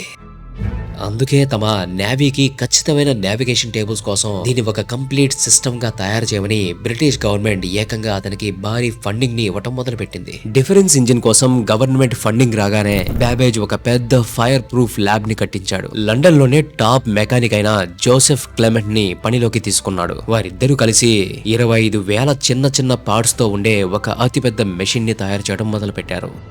కానీ ఇక్కడ ఒక సమస్య ఎదురైంది. అంత ఖచ్చితమైన అతి చిన్న గేర్లని తయారు చేయడానికి ఆనాటి టెక్నాలజీ ఏమాత్రం సరిపోలేదు. దానికి తోడు బ్యాబేజ్ ఒక పర్ఫెక్షనిస్ట్. గేర్లు కరెక్ట్ గా సెట్ అవ్వకపోవడంతో ప్రతిరోజు డిజైన్లు మారుస్తూ ఉండేవాడు పర్ఫెక్ట్ డిజైన్ కోసం. ఈ రోజు ఒక డిజైన్, రేపు ఇంకొక డిజైన్. ఈ టార్చర్ తట్టుకోలేక మెకానిక్ క్లెమెంట్ కి ఫ్రస్ట్రేషన్ వచ్చేసింది. కొన్నిసార్లు వాళ్ళిద్దరి మధ్య డబ్బుల విషయంలో గొడవలు కూడా అయ్యాయి. అలా దాదాపు 10 ఏళ్ల పోరాటం తర్వాత ఒక రోజు క్లెమెంట్ ఆ ప్రాజెక్ట్ ని వదిలేసి వెళ్లిపోయాడు. అంతా అక్కడికక్కడికే ఆగిపోయింది. టెక్నాలజీ సహకరించకపోవడంతో ఆ డిఫరెన్స్ ఇంజిన్ పూర్తి కాకుండానే తుప్పు పట్టిపోయింది. అందరూ అదొక పెద్ద ఫెయిల్యూర్ అని అనుకున్నారు. ఇలాంటి మెషిన్స్ ని తయారు చేయడం అసాధ్యమని జనాలు డిక్లేర్ చేసేశారు. గవర్నమెంట్ కూడా తన ఫండింగ్ ని ఆపేసింది. అప్పటికే బ్రిటిష్ గవర్నమెంట్ ఆ ప్రాజెక్ట్ మీద 17,000 పౌండ్లు ఖర్చు పెట్టింది. ఆ డబ్బు వాల్యూ ఇప్పటి లెక్కల్లో చూస్తే అక్షరాల 2.1 మిలియన్ల పౌండ్లు, అంటే దాదాపు 106 కోట్ల రూపాయలు. ప్రాజెక్ట్ ఆగిపోయింది, కానీ బ్యాబేజ్ బుర్రలో పుట్టిన ఆ ఐడియా మాత్రం ఆగిపోలేదు. డిఫరెన్స్ ఇంజిన్ మీద పనిచేస్తూ ఉన్నప్పుడే అతనికి ఒక అద్భుతమైన విషయం అర్థమైంది. కేవలం టేబుల్స్ ని ప్రింట్ చేసే మెషిన్ కాదు, ఈ ప్రపంచంలో ఎలాంటి మ్యాథ్ ప్రాబ్లమ్స్ అయినా సరే సాల్వ్ చేయగలిగే ఒక ప్రోగ్రామబుల్ ఇంజిన్ ని నిర్మించడం సాధ్యమే అని అతడు నమ్మాడు. అప్పటికే దాని మీద పనిని మొదలు పెట్టేశాడు కూడా. ఒక రోజు బ్యాబేజ్ ఒక పార్టీని అరేంజ్ చేశాడు. అక్కడే అతనికి ఒక 17 ఏళ్ల అమ్మాయి పరిచయం అయింది. ఆమె ఒక ఫేమస్ కవి అయిన లార్డ్ బైరన్ కూతురు, పేరు యాడా లవ్లేస్. ఆమె ఒక గొప్ప మ్యాథమెటిషియన్. బ్యాబేజ్ తన డిఫరెన్స్ ఇంజిన్ గురించి ఆ పార్టీలో వివరిస్తూ ఉన్నప్పుడు అందరూ అది కేవలం ఒక విచిత్రమైన యంత్రం లాగా విన్నారు. కానీ యాడా మాత్రం అందులో ఎవరికీ కనిపించని ఒక లోతైన నిజాన్ని చూసింది. ఆమె ఆ మెషిన్ ని చాలా డెప్త్ గా స్టడీ చేసింది. అలా బ్యాబేజ్, యాడా లవ్లేస్ ఇద్దరు తమ మ్యాథమెటికల్ ఐడియాలని షేర్ చేసుకునే బెస్ట్ ఫ్రెండ్స్ అయ్యారు. వాళ్ళిద్దరి మధ్య జరిగిన సంభాషణలు, ఉత్తరాలు ఇప్పటికీ ఉన్నాయి. బ్యాబేజ్ తన కొత్త యంత్రమైన అనలిటికల్ ఇంజిన్ ని నిర్మిస్తున్నప్పుడు అతనికి ఒక అద్భుతమైన ఐడియా దొరికింది. అది జాక్వార్డ్ లూమ్ అనే బట్టలు నేసే మెషిన్ నుంచి వచ్చింది. ఆ మెషిన్ బట్టల మీద డిజైన్ కోసం పంచ్ కార్డ్స్ ని వాడేది. పంచ్ కార్డ్స్ అంటే రంధ్రాలు ఉన్న అట్ట ముక్కలు. ఆ కార్డుకి రంధ్రం ఉంటే సూది లోపలికి వెళ్లి దారం కుడుతుంది, రంధ్రం లేకపోతే దారం కుట్టదు. బ్యాబేజ్ అదే ఐడియాని తన మెషిన్ కి అప్లై చేశాడు. రంధ్రం ఉంటే గేర్ కదులుతుంది, అంటే ఆన్ అని అర్థం. రంధ్రం లేకపోతే గేర్ కదలదు, దాని అర్థం ఆఫ్ అని. అంటే మనం ప్రతిసారి చేత్తో గేర్స్ ని తిప్పాల్సిన అవసరం లేదు. ఈ పంచ్ కార్డ్స్ ద్వారా ఇన్స్ట్రక్షన్స్ ని పంపిస్తే చాలు, మెషిన్ దానంతటా అదే లెక్కలు చేస్తుంది. ఒక బట్టల మిషన్ దారాన్ని అల్లినట్టు ఈ కంప్యూటర్ నెంబర్లని అల్లుతుంది. 1837లో బ్యాబేజ్ ఈ అనలిటికల్ ఇంజిన్ యొక్క డిజైన్ ని పబ్లిష్ చేశాడు. చరిత్రలో ఇదే మొట్టమొదటి జనరల్ పర్పస్ కంప్యూటర్ కాన్సెప్ట్. దీని ఆర్కిటెక్చర్ చూస్తే మీ మతి పోవడం ఖాయం. అతడు ఈ మెషిన్ ద్వారా క్యాలిక్యులేషన్స్ జరగడానికి ఒక సెపరేట్ సెక్షన్ ని డిజైన్ చేశాడు. దాని పేరు మిల్. ఇది ఈ రోజు మోడర్న్ కంప్యూటర్స్ లో ఉండే CPU లాంటిది. అండ్ అలాగే నెంబర్లని దాచిపెట్టడానికి ఒక సెక్షన్ ని డిజైన్ చేశాడు. ఇదే ప్రస్తుత కంప్యూటర్స్ లో ఉండే ర్యామ్ లేదా రోమ్, ఒక విధంగా చెప్పాలంటే మెమరీ కార్డ్ లాంటిది. కరెంటు లేని ఒక ఇనుప గేర్ల సిస్టమ్ ఒక నంబర్ ని ఎలా గుర్తు పెట్టుకుంటుంది? నేను ఈ మోడల్ ని స్టడీ చేస్తున్నప్పుడు నాకు చాలా ఆశ్చర్యం కలిగింది. అది ఎలా గుర్తు పెట్టుకునేదో నేను మీకు వివరిస్తాను. అతడు దానికోసం లాకర్స్ ని డిజైన్ చేశాడు. V1, V2, V3 అంటూ పేర్లు పెట్టాడు. వేలాది గేర్లతో ఉండే ఆ నంబర్ నంబర్లకు సంబంధించిన కాలమ్స్ అన్ని ఒక స్టోర్ రూమ్ లో ఉంటాయి. పంచ్ కార్డ్స్ ద్వారా ఇన్స్ట్రక్షన్స్ వెళ్ళగానే ఒక గేర్ వెళ్లి ఆ స్టోర్ రూమ్ లోని మనం ఎంచుకున్న నంబర్ ని పిక్ చేసుకుని మిల్లులోకి పంపుతుంది. అక్కడ ప్రాబ్లం సాల్వ్ అవ్వగానే వచ్చిన ఆన్సర్ మెకానికల్ గా కదులుకుంటూ వచ్చి తిరిగి స్టోర్ రూమ్ లోని ఒక టెంపరరీ లాకర్ లో పార్క్ అవుతుంది. అచ్చం ఒక కారుని తీసుకెళ్లి పార్కింగ్ లాట్ లో పెట్టినట్టే. అలా ఆ ఆన్సర్ ని మోస్తూ గేర్ అక్కడ లాక్ అయిపోతుంది. ఆ విధంగా లాక్ చేయబడిన ఆ గేర్ పార్కింగ్ లాటే మెమరీ. ఇప్పుడు ఇక్కడ స్టోర్ అయిన ఆన్సర్ ని నెక్స్ట్ ప్రాబ్లం సాల్వ్ చేయడానికి కంటిన్యూషన్ గా వాడుకోవచ్చు. మళ్ళీ మొదటి నుండి లెక్కలు చేయడం అవసరం లేదు. ఇదంతా ఎలక్ట్రిసిటీ లేకుండానే జరుగుతుంది. లూయిగి ఫెడరిగో మొనాబ్రియా ఇతడు ఒక ఇటలీకి చెందిన ఇంజనీర్. ఆ తర్వాత ఇటలీకి ప్రధాని కూడా అయ్యాడు. 1842లో ఒక రోజు ఇతడు బ్యాబేజ్ చెప్పిన లెక్చర్స్ ని విని ఈ అనలిటికల్ ఇంజిన్ గురించి ఫ్రెంచ్ భాషలో ఒక ఆర్టికల్ రాశాడు. 1843లో యాడా లవ్లేస్ ఆ ఆర్టికల్ ని ఇంగ్లీష్ లోకి ట్రాన్స్లేట్ చేసింది. కానీ ఆవిడ కేవలం ట్రాన్స్లేట్ మాత్రమే చేయలేదు. ఆ మెషిన్ వెనుక ఉన్న లాజిక్ మొత్తాన్ని తాను అర్థం చేసుకుంది, జీర్ణించుకుంది. అందుకే ఆ ఆర్టికల్ కి చివరిలో తను తన సొంత నోట్స్ ని యాడ్ చేసింది. ఆ ఒరిజినల్ ఆర్టికల్ కంటే ఆమె రాసిన నోట్సే చాలా పెద్దది. ఆమె రాసిన ఆ నోట్స్ ని చదివితే ఆమె ఎంతటి అద్భుతమైన విజనరీ అనేది అర్థమవుతుంది. నోట్ ఏ అండ్ బిలో ఏమని రాసి ఉందంటే, ఈ మెషిన్ కేవలం ఒక క్యాలిక్యులేటర్ కాదు, ఇది క్యాలిక్యులేటర్స్ చేయలేని పనులను కూడా చేస్తుంది. దీనికి ఇన్స్ట్రక్షన్స్ ఇస్తే చాలు, ఇది దేన్నైనా ఫాలో అవుతుంది అని చెప్పింది. నోట్ సి అనేది చరిత్రలో నిలిచిపోయే పేజీ. మ్యాథమెటిక్స్ లో బెర్నౌలీ నంబర్ సిరీస్ అనేది ఒకటి ఉంటుంది. అది అడ్వాన్స్డ్ క్యాలిక్యులస్ లో వాడతారు. ఆ నంబర్ సిరీస్ ని ఈ మెషిన్ ద్వారా ఎలా క్యాలిక్యులేట్ చేయాలో ఆమె ఒక స్టెప్ బై స్టెప్ ప్రాసెస్ ని రాసింది. అంటే మెషిన్ లో ఏ గేర్ ఏ పొజిషన్ లో ఉండాలో, దాని డిజైన్ ఎలా ఉండాలో కూడా ఆమె డిజైన్ చేసింది. అందులో ఇన్పుట్ ని ఎలా ఇవ్వాలి, ఆపరేషన్స్ ని ఎలా రిపీట్ చేయాలి, రిజల్ట్స్ ని ఏ విధంగా స్టోర్ చేయాలన్న విషయాలు అన్ని ఉన్నాయి. యాడా లవ్లేస్ ప్రపంచంలోని మొట్టమొదటి కంప్యూటర్ ప్రోగ్రామర్. ఆ తర్వాత నోట్ ఎఫ్ ని చూస్తే నాకు ఒక విషయం అర్థమైంది. ఈ రోజు సాఫ్ట్వేర్ నడుస్తూ ఉన్న లాజిక్ అంతా ఇదే. ఒక కండిషన్ నిజమైతే ఇటు వెళ్ళు, అబద్ధమైతే అటు వెళ్ళు అని మెషిన్ సొంతంగా నిర్ణయాలు ఎలా తీసుకుంటుందో ఆమె రాసింది. ఒక లాజిక్ లోపల ఇంకొక లాజిక్ నడిచేలాగా మెషిన్ ఒక పనిని రిపీట్ చేస్తూ ఆగిపోయేలా ఒక లూప్ ని క్రియేట్ చేసింది. ఇవాల్టికి ఈ లూప్స్ ని మనం కంప్యూటర్ ప్రోగ్రామింగ్ లాంగ్వేజెస్ లో వాడుతూ ఉంటాం. నోట్ ఈ అన్నది మరింత ఆశ్చర్యానికి గురి చేసింది. యాడా లవ్లేస్ ఆనాడే ఇలా ఊహించింది. ఈ మెషిన్ కేవలం నంబర్లను మాత్రమే కాదు, భవిష్యత్తులో ఈ కంప్యూటర్లు అద్భుతమైన ఆర్ట్ ని, మ్యూజిక్ ని కంపోజ్ చేస్తాయి. ఒక కరెంటు కూడా లేని కాలంలో నేటి మోడర్న్ ఏఐ చేసే పనులను ఆమె ఎగ్జాక్ట్ గా ప్రెడిక్ట్ చేసింది. చార్లెస్ బాబేజ్ పంచ్ కార్డ్స్ అనే బాడీని ఇస్తే యాడా లవ్లేస్ దానికి లాజిక్ అనే ప్రాణాన్ని పోసింది. కానీ బాధాకరమైన విషయం ఏంటంటే, ఆనాటి టెక్నాలజీ వాళ్ళ ఐడియాలకు సపోర్ట్ చేయలేదు. ఫండ్స్ లేవు, జనాలు వాళ్ళ ఐడియాలను 100% నమ్మలేదు. బాబేజ్ కలలుగన్న మెషిన్ ఏది పూర్తిగా నిర్మించబడలేదు.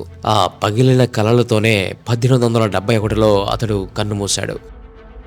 మరి యాడా లవ్లేస్ ఆ మెషిన్ ఎప్పటికీ తయారు కాలేదు కాబట్టి ఆమె రాసిన అల్గారిథమ్స్ ఎప్పుడూ ఒక మెషిన్ మీద టెస్ట్ చేయబడలేదు. ఆమె కేవలం 37 ఏళ్లకే క్యాన్సర్ తో చనిపోయింది. వీరిద్దరూ తమ కాలం కంటే 100 ఏళ్ల ముందే పుట్టేశారు. మోడర్న్ ప్రపంచానికి ఒక అద్భుతమైన విజన్ ని ఇచ్చి వెళ్లిపోయారు. ఆ తర్వాత సరిగ్గా 100 ఏళ్లకి లండన్ లో ఉండే సైన్స్ మ్యూజియం బాబేజ్ 1847లో గీసిన ఒరిజినల్ డ్రాయింగ్స్ ని తీసుకుని నేటి టెక్నాలజీతో డిఫరెన్స్ ఇంజిన్ నంబర్ 2 ని బిల్డ్ చేశారు. 2002లో దానికి ప్రింటింగ్ మెషిన్ ని కూడా సెట్ చేసి ఆన్ చేశారు. అది పర్ఫెక్ట్ గా పనిచేసింది. ఎలాంటి తప్పులు లేని టేబుల్స్ ని ప్రింట్ చేసింది. సో బాబేజ్ వేసిన డిజైన్స్ లో ఎటువంటి తప్పులు లేవు. కేవలం అప్పటి ప్రపంచమే దానికి ప్రిపేర్ అవ్వలేదని ప్రూవ్ అయింది. ఈ రోజు చరిత్ర చార్లెస్ బాబేజ్ ని ఫాదర్ ఆఫ్ కంప్యూటర్ గా గుర్తుపెట్టుకుంది. ఎందుకంటే అతను ఈ కంప్యూటర్ కి హార్డ్వేర్ అనే శరీరాన్ని ఇచ్చాడు కాబట్టి. కానీ ఈ ప్రపంచానికి యాడా లవ్లేస్ పేరు పెద్దగా తెలియదు. ప్రాణం లేని ఒక ఇనుప యంత్రానికి లాజికల్ అల్గారిథమ్స్ రాసి ప్రాణాన్ని పోసింది ఆవిడే. ఈ ప్రపంచపు మొట్టమొదటి ప్రోగ్రామర్. ఈ రోజు ఈ ప్రపంచాన్ని నడిపిస్తూ ఉన్న సాఫ్ట్వేర్ ఏదైతే ఉందో అదంతా యాడా లవ్లేస్ ఆనాడు రాసిన ఆ నోట్స్ కి సంబంధించిన కొనసాగింపు మాత్రమే. ఆవిడే కనుక ఆ అల్గారిథం ని రాసి ఉండకపోయి ఉంటే ఇవాళ మనం ఈ స్థాయిలో ఉండేవాళ్ళం కాదేమో. చార్లెస్ బాబేజ్ చూపించింది కేవలం కాన్సెప్ట్స్ ని మాత్రమే. నిజానికి ఆ మెషిన్స్ ని బిల్డ్ చేయలేదు. మెషిన్ మన కళ్ళ ముందు ఉంటేనే దానికి ప్రోగ్రామింగ్ రాయడం చాలా కష్టం. అటువంటిది మెషిన్ ఇంకా డిజైన్ చేయకముందే, కళ్ళ ముందు లేకముందే ఆవిడ ఆ మెషిన్ కి ప్రోగ్రామింగ్ ని రాసింది. ఆవిడ జీనియస్ కి దక్కిన ఒకే ఒక గుర్తింపు ఏంటంటే, అమెరికా డిఫెన్స్ సిస్టమ్ లో వాడే ఒక పవర్ఫుల్ ప్రోగ్రామింగ్ లాంగ్వేజ్ కి ప్రపంచం ఆమె గౌరవార్థం పెట్టుకున్న పేరు ADA. యాడా. శరీరాలు మరణిస్తాయి, కానీ ఇంటెలిజెన్స్ మరణించదు. అది ఒక శరీరానికే పరిమితం కాదు. తన ప్రయాణాన్ని కొనసాగించడానికి ఎప్పటికప్పుడు అది ఒక కొత్త దారిని వెతుక్కుంటుంది, ఒక కొత్త రూపంలో మేనిఫెస్ట్ అవుతుంది.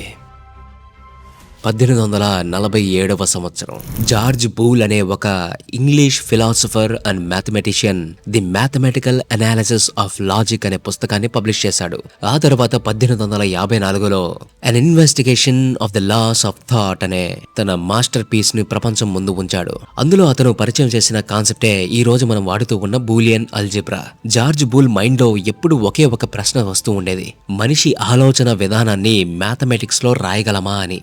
మనం ఆల్జిబ్రాలో ఒక నెంబర్ లేదా వాల్యూ ప్లేస్ లో x ఇంటూ y లేదా a ఇంటూ b అనే సింబల్ ని ఎలా అయితే పెడతామో, అలాగే మన మెదడు తీసుకునే నిర్ణయాలకు, మన ఆలోచన విధానానికి కూడా ఒక సింబల్ ని ఇవ్వచ్చు కదా అని అతడు ఆలోచించాడు. ఈ ఎపిసోడ్ మొదట్లో మనం లాజిక్ గురించి మాట్లాడుకున్నాం, గుర్తుందా? లాజిక్ అంటే కేవలం ఒక నిర్ణయం, అవును లేదా కాదు, ఎస్ ఆర్ నో. ఇప్పుడు మనం మెదడులో తీసుకునే ఈ నిర్ణయాలని మ్యాథమెటిక్స్ లోకి తీసుకురావాలంటే వాటికంటూ ఒక నంబర్ ని ఇవ్వాలి, ఐ మీన్ నంబర్ లేదా సింబల్ ని ఇవ్వాలి. అందుకే జార్జ్ బూల్ ఎస్ అంటే 1 అని, నో అంటే 0 అని చెప్పాడు. అతడు మెదడులో జరిగే థాట్స్ ని కేవలం పదాలకే పరిమితం చేయకుండా వాటిని క్యాలిక్యులేట్ చేయగలిగేలా మార్చాలి అనుకున్నాడు. మన మెదడు తీసుకునే ప్రతి నిర్ణయం ద్వైతం, అంటే అదైనా అయ్యి ఉండాలి లేదా ఇదైనా అయ్యి ఉండాలి. ఈ ద్వైతం ఏదైతే ఉందో అది బైనరీ సిస్టమ్ కి పర్ఫెక్ట్ గా సెట్ అవుతుందని అతను గుర్తించాడు. అసలు బూలియన్ లాజిక్ అంటే ఏంటి? ఇది మనిషి తీసుకునే లాజిక్ ని కేవలం 2 బైనరీ చాయిస్లుగా విడగొడుతుంది, true or false, yes or no, 1 or 0. దీన్ని ఆపరేట్ చేయడానికి అతడు 3 సింపుల్ రూల్స్ ని పెట్టాడు, అండ్, ఆర్, నాట్. ఈ మూడింటిని రియల్ లైఫ్ ఎగ్జాంపుల్స్ తో చూద్దాం. A and D, and rice and curry. దీనికి ఉన్న రూల్ ఏంటంటే మీకు అన్నం అందులో కూరని ఈ 2 కలిపి పెడితేనే మీరు హ్యాపీగా ఫీల్ అవుతారు. ఇందులో బూలియన్ లాజిక్ ఎలా ఉంటుందంటే happy equal to rice and curry. దీని అర్థం ఈ రెండిటిలో ఏ ఒక్కటి లేకపోయినా మీకు కోపం వస్తుంది, 2 ఉంటేనే రిజల్ట్ ట్రూ అవుతుంది లేదా ఫాల్స్ అవుతుంది. సో ఏ అండ్ డి అంటే నాకు 2 ఆప్షన్స్ ఓకే అవ్వాలి అని అర్థం. రెండవది యాపిల్ ఆర్ బనానా. దీని రూల్ ఏంటంటే మీకు యాపిల్ దొరికినా సంతోషమే లేదా అరటిపండు దొరికినా సంతోషమే. దీనికి లాజిక్ ఎలా ఉంటుందంటే happy equal to apple or banana. దీని అర్థం రెండిటిలో ఏ ఒక్క ఫ్రూట్ మీకు దొరికినా మీకు సరిపోతుంది, మీకు ఏమీ దొరకనప్పుడు మాత్రమే రిజల్ట్ ఫాల్స్ అవుతుంది. వీటిలో ఏ ఒక్కటి ట్రూ అయినా సరే మీకు రిజల్ట్ ట్రూ అవుతుంది. మూడవది, ఫర్ ఎగ్జాంపుల్ వర్షం పడితే బయటకు వెళ్ళను అని చెప్తారు. దీని రూల్ ఏంటంటే బయట వర్షం పడకపోతేనే మీరు బయటకు వెళ్తారు అని అర్థం. బూలియన్ లాజిక్ ఎలా ఉంటుందంటే go out side equal to not rain. దీని అర్థం వర్షం పడుతుంది అంటే రైన్ ఈక్వల్ టు 1 అని వస్తుంది, మీరు బయటకు వెళ్లరు కాబట్టి అవుట్ సైడ్ ఈక్వల్ టు 0. ఇంకొక కేసులో వర్షం పడట్లేదు అంటే రైన్ ఈక్వల్ టు 0, అప్పుడు మీరు బయటకు వెళ్తారు అంటే out side equal to 1. Input కి రిజల్ట్ ఎప్పుడు రివర్స్ లో ఉంటుంది. దీనినే నాట్ అని అంటారు. మన నిత్య జీవితంలో ప్రతిరోజు తీసుకునే నిర్ణయాలు, మనం తినే ఫుడ్ దగ్గర నుంచి వాతావరణం ఏదైనా సరే, దేన్నైనా సరే ఈ 3 సింపుల్ లాజికల్ రూల్స్ లోకి బ్రేక్ డౌన్ చేసేయచ్చు. ఒక్క ముక్కలో చెప్పాలంటే బూల్ ఆలోచనను మ్యాథమెటిక్స్ గా మార్చేశాడు. యాడా లవ్లేస్ ఇన్స్ట్రక్షన్స్ ని అల్గారిథమ్స్ గా మారిస్తే జార్జ్ బూల్ మన మెదడులో జరిగే లాజిక్ ని అల్జిబ్రాగా మార్చాడు. వీరిద్దరూ కలిసి భవిష్యత్తులో రాబోయే సాఫ్ట్వేర్ కి మరియు హార్డ్వేర్ కి కావాల్సిన బ్లూ ప్రింట్స్ ని ఇచ్చేశారు. జార్జ్ బూల్ ఒక మ్యాథ్స్ ప్రాబ్లమ్ ని సాల్వ్ చేసినట్టు మనిషి ఆలోచనను కూడా ఈక్వేషన్స్ ని వాడి సాల్వ్ చేయొచ్చని నమ్మాడు. లాజిక్, మ్యాథమెటిక్స్, ప్రాబబిలిటీ ఈ మూడింటిని కలిపి ఒక సిస్టమ్ లా చేయాలనుకున్నాడు. కానీ అప్పట్లో ఈ కాన్సెప్ట్ ఎవ్వరికీ అర్థం కాలేదు. ఇది రియల్ లైఫ్ లో ఎందుకు పనికిరాదు అని అనుకున్నారు. మ్యాథమెటిక్స్ తో ఆడుకునే ఒక విచిత్రమైన పజిల్ లాగా, ఒక ఫిలాసఫికల్ ఐడియా లాగా మాత్రమే దాన్ని చూశారు. ఎవరికి దాని యొక్క విలువ అర్థం కాలేదు. ప్రపంచం యాక్సెప్ట్ చేయని ఆ థియరీతోనే జార్జ్ బూల్ ఈ లోకాన్ని వదిలి వెళ్లిపోయాడు. కానీ ఆ కాన్సెప్ట్ చనిపోలేదు, అది అతని పుస్తకాల్లోనే బతికి ఉంది, ఊపిరి పీల్చుకుంటూ. ప్రాణం పోసుకోవడానికి ఒక సరైన సమయం కోసం నిశ్శబ్దంగా ఎదురు చూస్తూ కూర్చుంది. అలా ఒక ఏడాది కాదు, 10 ఏళ్లు కాదు, సరిగ్గా 83 ఏళ్లు ఎదురు చూసింది. 1800 నాటి చివరి రోజులు. ప్రపంచం నెమ్మదిగా ఎలక్ట్రిసిటీని అర్థం చేసుకోవడం మొదలుపెట్టింది. మోటార్స్ తిరుగుతూ ఉన్నాయి, లైట్లు వెలుగుతూ ఉన్నాయి. 1876 లో అలెగ్జాండర్ గ్రహం బెల్ టెలిఫోన్ ని కనిపెట్టగానే కమ్యూనికేషన్ నెట్వర్క్లు వైర్ల ద్వారా ఊరూరికి పాకడం మొదలైంది. కానీ ఇక్కడ ఒక ప్రాబ్లం వచ్చింది. లక్షలాది ఫోన్ కాల్స్ ఒకేసారి వస్తున్నప్పుడు ఏ కాల్ ఏ వైర్ కి కనెక్ట్ అవ్వాలి? ఈ నెట్వర్క్ అంతా నడవాలంటే ఎక్స్చేంజిల్లో రిలేలు మరియు స్విచ్లని వాడేవాళ్ళు. ఇవి కేవలం మెకానికల్ డివైజులు, ఒక సర్క్యూట్ ని క్లోజ్ చేస్తాయి లేదా ఓపెన్ చేస్తాయి. కానీ ఈ వైరింగ్ అంతా చేత్తో చేసేవాళ్ళు. ఏ వైర్ ఎటుపోతుందో, ఏ సర్క్యూట్ ఎక్కడ కట్ అవుతుందో ఎవరికి అర్థం కాని ఒక గందరగోళంలో ఉండేది. ఆ కాల్స్ అన్ని సరిగ్గా కనెక్ట్ అవ్వాలంటే ఒక పక్కా సైంటిఫిక్ సిస్టమ్ కావాలి. అప్పుడే MITలో చదువుకుంటూ ఉన్న 21 ఏళ్ల కుర్రాడు క్లాడ్ షానాన్ ఒక అద్భుతాన్ని గమనించాడు. అతడు ఒకవైపు టెలిఫోన్ స్విచ్ల గందరగోళాన్ని చూస్తూ ఉన్నాడు. మరొక పక్క 83 ఏళ్ల క్రితం జార్జ్ బూల్ తన పుస్తకాల్లో రాసిపెట్టిపోయిన బూలియన్ అల్జీబ్రాని చూస్తూ ఉన్నాడు. అతని మైండ్ లో ఒక వెలుగు వెలిగింది. ఒక ఎలక్ట్రిక్ స్విచ్ అనేది అది ఉంటే ఓపెన్ అయి ఉంటుంది లేదా క్లోజ్ అయి ఉంటుంది. ఆన్ లో అయినా ఉంటుంది లేదా ఆఫ్ లో అయినా ఉంటుంది. అంటే ఓపెన్ అంటే 0 అని అర్థం, క్లోజ్ అంటే 1 అని అర్థం. ఇక్కడ క్లోజ్ అంటే 2 వైర్లు కనెక్ట్ అవ్వటం అని అర్థం. బూలియన్ లాజిక్ కూడా ఇదే చెప్తుంది కదా. ఫాల్స్ అంటే 0, ట్రూ అంటే 1. ఈ రెండు ఒకటే కదా అని అనిపించింది అతనికి. వెంటనే ఆ లాజిక్ ని ఎలక్ట్రికల్ వైర్లపై అప్లై చేశాడు. మొదటిది అండ్ లాజిక్. ఒక లైన్ లో 2 స్విచ్లు ఉంటే ఆ 2 ఆన్ లో ఉంటేనే కరెంట్ పాస్ అవుతుంది. ఏ ఒక్కటి ఆఫ్ లో ఉన్నా కరెంట్ ఆగిపోతుంది. అండ్ లాజిక్ లో A అండ్ B అనేది ట్రూ గా ఉండాలి. రెండవది ప్యారలల్ కనెక్షన్ లేదా ఆర్ లాజిక్. 2 స్విచ్లు ప్యారలల్ గా ఉంటే ఏ ఒక స్విచ్ ఆన్ అయినా సరే కరెంట్ పాస్ అవుతుంది. A or P equal to true. మూడవది ఇన్వర్షన్, నాట్ లాజిక్. ఒక నార్మల్ క్లోజ్డ్ రిలే వచ్చే ఇన్పుట్ ని రివర్స్ చేస్తుంది. 1937లో షానన్ రాసిన తన master thesis telephone exchange wiring system ని పూర్తిగా మార్చేసింది. బూలియన్ అల్జీబ్రాను వాడితే కాంప్లెక్స్ సర్క్యూట్స్ ని కూడా చాలా సింపుల్ గా డిజైన్ చేయొచ్చని అతడు ప్రూవ్ చేశాడు. అంతకాలం వరకు కేవలం కాగితాలకే పరిమితమైన బూల్ లాజిక్ ఇప్పుడు కరెంటు తీగలకుండా ప్రవహించడం మొదలుపెట్టింది. జార్జ్ బూల్ తను బ్రతికి ఉన్నప్పుడు దానిని ఎవరూ యాక్సెప్ట్ చేయలేదు. కానీ షానన్ లాజిక్ ని ప్రపంచం వెంటనే యాక్సెప్ట్ చేసింది. ఎందుకంటే అది టెలిఫోన్ కంపెనీల సమస్యను వెంటనే పరిష్కరించింది కాబట్టి. షానన్ రాసిన ఆ థీసిస్ కి the most important master thesis ever written అని పేరు కూడా ఉంది. షానన్ థీసిస్ వచ్చిన 10 ఏళ్లకే ప్రపంచం రూపురేఖలు మార్చేసే ఒక మహాయంత్రం భూమి మీద పుట్టింది. 1945-46 సమయంలో నిర్మించిన ప్రపంచపు మొట్టమొదటి ఎలక్ట్రానిక్ కంప్యూటర్. దాని పేరే ENIAC. చార్లెస్ బెబేజ్ ఐడియాలు, George Boole logic, Claude Shannon electrical circuit design, ఈ మూడింటిని కలిపి తయారు చేసిన ఒక భౌతిక రూపమే ENIAC. దీంట్లో మెకానికల్ గేర్ల స్థానంలో లక్షలాది వాక్యూమ్ ట్యూబ్స్ ని వాడారు. దాంట్లో 20 అక్యుములేటర్స్ ఉండేవి. అంటే నెంబర్లని దాచుకునే స్టోరేజ్ యూనిట్స్ అన్నమాట. 17,000 వాక్యూమ్ ట్యూబ్లు, 7,200 క్రిస్టల్ డయోడ్లు, 15,000 రిలేలు మరియు 70,000 రెసిస్టర్లు అందులో వాడారు. అది అడిషన్స్, సబ్ట్రాక్షన్స్, మల్టిప్లికేషన్స్, డివిజన్స్ మరియు స్క్వేర్ రూట్స్ ఏవైనా చేయగలదు. దాని స్పీడ్ ఏ స్థాయిలో ఉండేదంటే అప్పటి మెకానికల్ మెషిన్లతో పోలిస్తే ఇది దాదాపు 1000 రెట్లు ఫాస్ట్ గా ఉండేది. ఒక్క సెకండ్ లో 5,000 అడిషన్స్ ని, 357 మల్టిప్లికేషన్స్ ని, 38 డివిజన్స్ ని చేసేది ఒక్క సెకండ్ లో.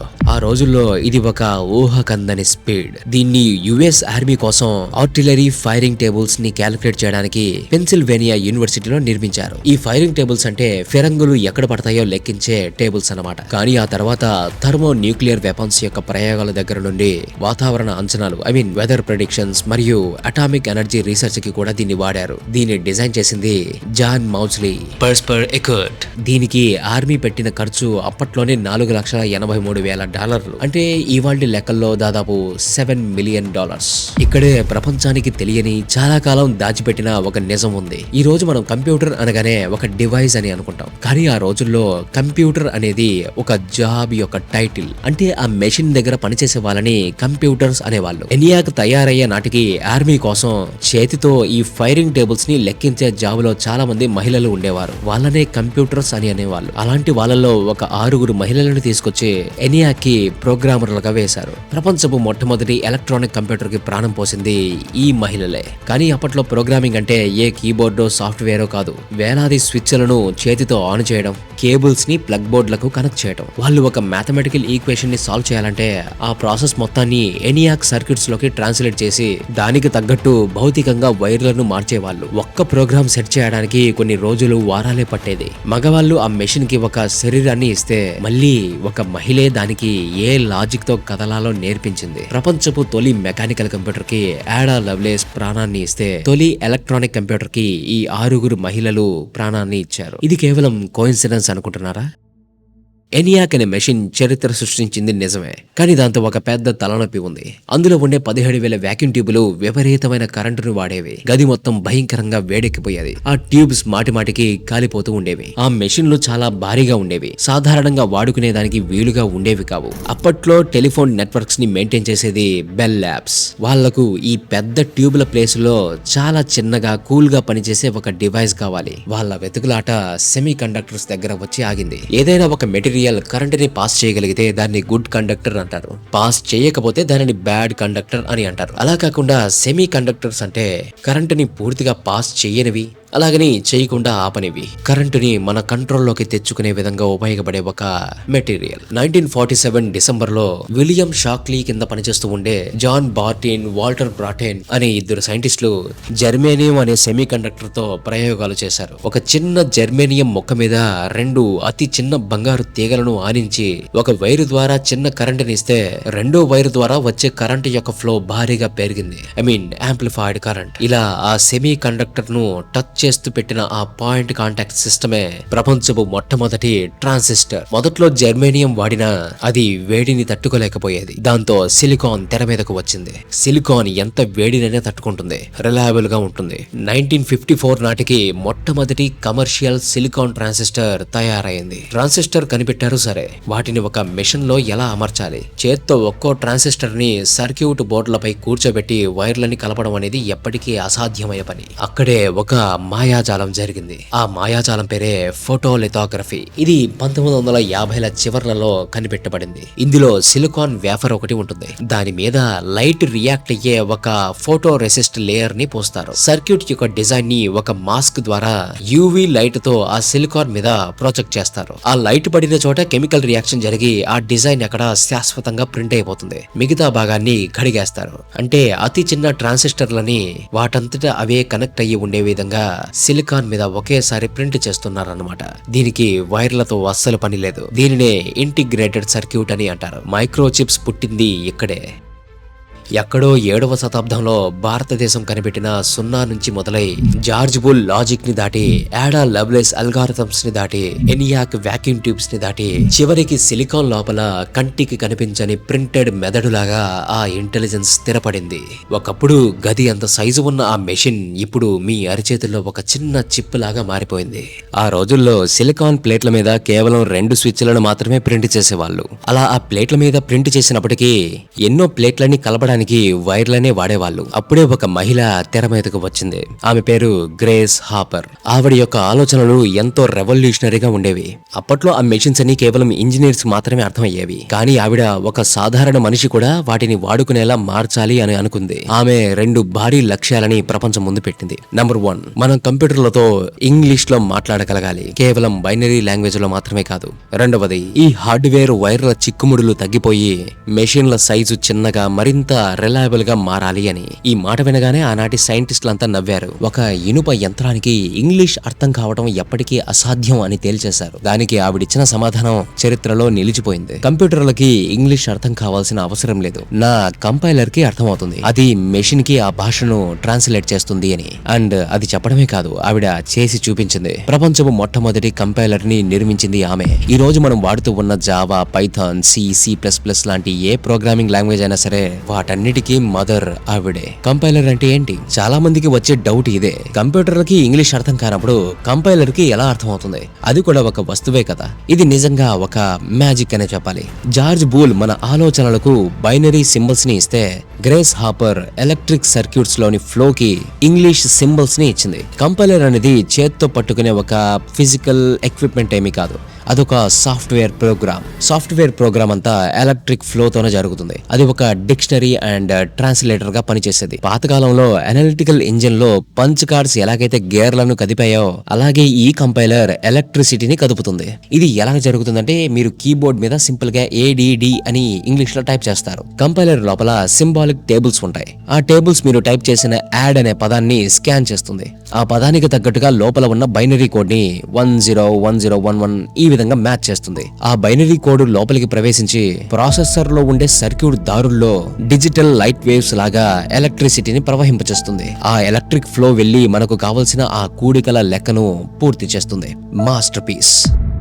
దీనివల్లనే మొదటిగా కోబాల్ అనే లాంగ్వేజ్ పుట్టింది. కోబాల్ అంటే కామన్ బిజినెస్ ఓరియంటెడ్ లాంగ్వేజ్ అని అర్థం. అంటే ఒక బిజినెస్ మ్యాన్ ఎలాంటి మ్యాథమెటిక్స్, సైన్స్ నాలెడ్జ్ లేకుండానే సింపుల్ గా add hours to total hours అని ఇంగ్లీష్ లో వాక్యాలు రాసి కంప్యూటర్లతో పని చేయించుకోగలిగాడు. కంప్యూటర్ సైంటిస్టుల చేతుల్లో నుంచి సామాన్యుల చేతుల్లోకి వచ్చింది ఇక్కడే. ఆమె అక్కడితో ఆగిపోలేదు. అప్పటికే ఆ కంప్యూటర్లు గదులంత సైజులో ఉన్నాయి. అవి కుదించుకుపోవాలి అన్నది ఆమె లక్ష్యం. ఆమె ఒక గొప్ప సైంటిఫిక్ నిజాన్ని చెప్పింది. కంప్యూటర్ ప్రాసెసింగ్ అనేది ఎలక్ట్రిసిటీ స్పీడ్ తో ప్రయాణిస్తుంది. టైం అనేది వైర్ల పొడవు మీద ఆధారపడి ఉంటుంది. వైర్లు మరింత పొడవుగా ఉంటే సిగ్నల్ వెళ్ళడానికి టైం పడుతుంది, ఎర్రర్స్ వస్తాయి, డివైస్ పెద్దగా ఉంటుంది. వైర్ల పొడవుని తగ్గిస్తే ప్రయాణించే దూరం తగ్గుతుంది, కంప్యూటర్ యొక్క స్పీడ్ అమాంతం పెరుగుతుంది. దీంతో వైర్లను వాడటం ఆపేసి సిలికాన్ చిప్స్ మీద డైరెక్ట్ గా ప్రింట్ చేయడం మొదలు పెట్టారు. ఒకవైపు హార్డ్వేర్ వైర్ల చిక్కులు వదిలిపోయి సైజు తగ్గిపోయింది, ఇంకొక పక్క సాఫ్ట్వేర్ ఇంగ్లీష్ లాంగ్వేజ్ నేర్చుకుని మనిషికి మరింత దగ్గరైంది. మీరు ఈ ప్యాటర్న్ ని గమనించారా? మొట్టమొదటి మెకానికల్ కంప్యూటర్ కి ప్రాణం పోసింది ఆడా లవ్లేస్. మొదటి ఎలక్ట్రానిక్ కంప్యూటర్ కి ప్రాణం పోసింది 6 మహిళలు. మొట్టమొదటిసారిగా కంపైలర్ అనే ప్రోగ్రామింగ్ లాంగ్వేజ్ ని రాసింది, మనిషికి కంప్యూటర్ ని మరింత దగ్గరగా చేసింది గ్రేస్ హాపర్. ప్రతి స్టేజ్ లోనూ ఇనుము వైర్లు లాంటి బాడీని మగవాళ్ళు నిర్మిస్తే దానికి కదలాల్సిన విధానాన్ని, ఇంటెలిజెన్స్ ని, దానికి కావాల్సిన ప్రాణాన్ని ఇచ్చింది మాత్రం ఆడవాళ్లే. ఇది కేవలం ఒక కోఇన్సిడెన్స్ అని మాత్రం నేను అనుకోలేను. మన ఊహలకి అందని ఒక ఇన్విజిబుల్ ఫోర్స్, ఒక ఎక్స్టర్నల్ ఇంటెలిజెన్స్ ఈ విశ్వం వెనుక నుండి ఇదంతా నడిపిస్తూ ఉంది. ఆ తర్వాత కంప్యూటర్లు కుదించుకుపోతూనే వచ్చాయి. మిల్స్ నుండి, ఫ్యాక్టరీల నుండి మన ఇళ్లలోకి, మన బెడ్రూమ్స్ లోకి వచ్చేసాయి. ప్రాసెసర్లు మరింత చిన్నగా అవుతూ వచ్చాయి. ఇప్పుడు మీ ఫోన్ లో, ల్యాప్టాప్ లో ఉన్న ప్రాసెసర్ సైజు ఎంత ఉంటుందో తెలుసా? మీ బొటన వేలు గోరంత సైజు ఉంటుంది. కానీ అందులో అక్షరాల 10,000 కోట్ల చిన్న చిన్న ట్రాన్సిస్టర్లు ఉన్నాయి. అవి యాటమ్ అంత సైజులో ఉంటాయి. అది ఒక్క సెకండ్లో లక్షలాది ఆపరేషన్స్ ని చేయగలదు. మీరు ఆ ఫోన్ చూస్తూ ఉన్నప్పుడు ఆ ఒక్క సెకండ్ లో మీ కంటికి కనిపించకుండా కొన్ని లక్షలాది సున్నాలు, ఒకట్లు పుడుతూ చనిపోతూ ఉన్నాయి. ఆ సున్నాల, ఒకట్ల ప్రవాహమే మీ స్క్రీన్ మీద ఒక ఇమేజ్ లాగా, వీడియో లాగా, డేటా లాగా, గ్రాఫిక్స్ లాగా కనిపిస్తూ ఉంది. ఇంతకు మించిన మాయా ఎక్కడ ఉంది?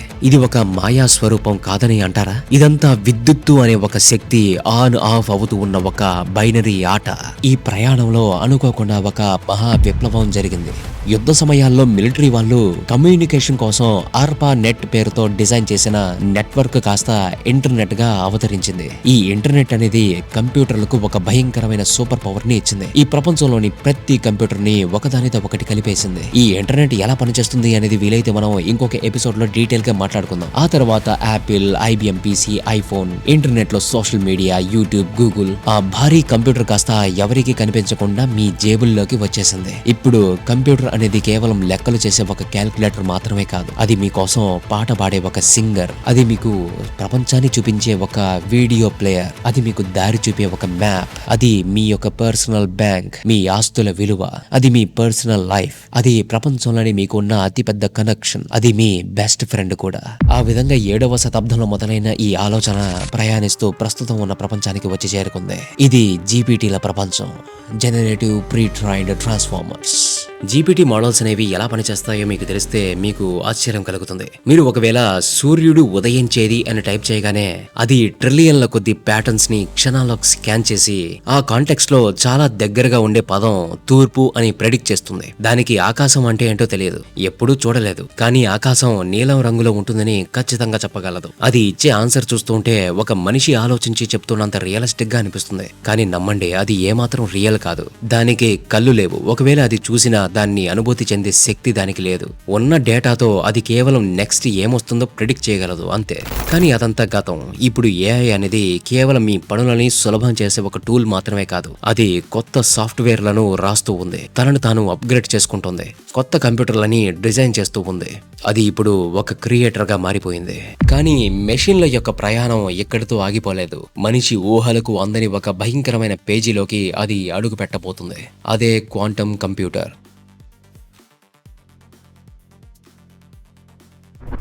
బిలియన్ల కొద్ది ట్రాన్సిస్టర్లు ఒకే ఒక మైక్రోచిప్ లో ఉంటాయని చెప్పాను కదా.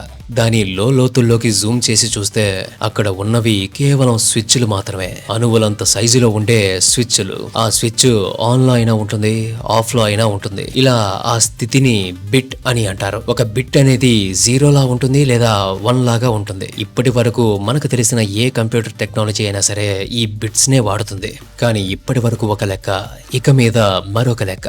ఎందుకంటే క్వాంటమ్ కంప్యూటర్లు ఈ బిట్స్ ని అస్సలు వాడదు. అది క్యూబిట్స్ తో పనిచేస్తుంది. క్వాంటమ్ బిట్స్ క్యూబిట్ అంటే ఒక సబ్ అటామిక్ మెమరీ యూనిట్. అణువు లోతుల్లో ఉండే స్థితిలో పనిచేస్తుంది. ఈ మెటీరియల్ ప్రపంచాన్ని దాటి ఉన్న స్థితి అది. విచిత్రం ఏంటంటే ఈ క్యూబిట్స్ లో ఉండే స్విచ్చెస్ అనేవి ఒకే సందర్భంలో ఆన్ అయి ఉంటుంది, ఆఫ్ అయ్యి కూడా ఉంటుంది. మనం దాన్ని గమనించేంత వరకు 0 అదే 1 అదే. ఒకే సందర్భంలో 2 పాసిబిలిటీస్. అది గతంలోనూ వర్తమానంలోనూ భవిష్యత్తులోనూ ఒకేసారి ఉనికిలో ఉంటుంది. ఇప్పుడు అర్థమైందా నేనెందుకు దీన్ని మాస్టర్ పీస్ అని పిలిచానో?